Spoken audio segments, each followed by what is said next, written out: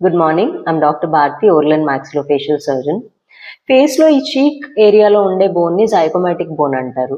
చాలా prominent position లో ఉండడం వల్ల రోడ్ ట్రాఫిక్ యాక్సిడెంట్స్ లో కానీ లేకపోతే ఇంటర్పర్సనల్ వైలెన్స్ లో కానీ ఇది ఫ్రాక్చర్ అయ్యే ఛాన్సెస్ చాలా ఎక్కువ ఉంటాయి. నిన్న మేము ఆపరేట్ చేసిన కేసు ఒక zygomatic bone fracture case.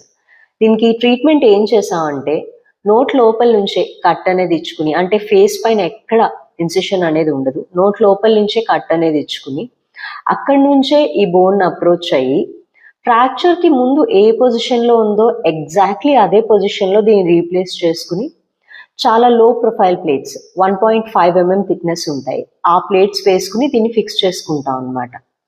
Once surgery అయిపోయిన తర్వాత స్టిచెస్ కూడా నోట్ లోపలే ఉంటాయి. సో దీని ఫ్రాక్చర్ అయినా దీనికి ట్రీట్మెంట్ చేసినా సరే ఫేస్ పైన స్కార్ అనేది అస్సలు ఉండదు. అండ్ ఈ లో ప్రొఫైల్ ప్లేట్స్ వల్ల ట్రీట్మెంట్ జరిగినట్టు బయటికి తెలిసే ఛాన్స్ అస్సలు లేదు. Thank you so much.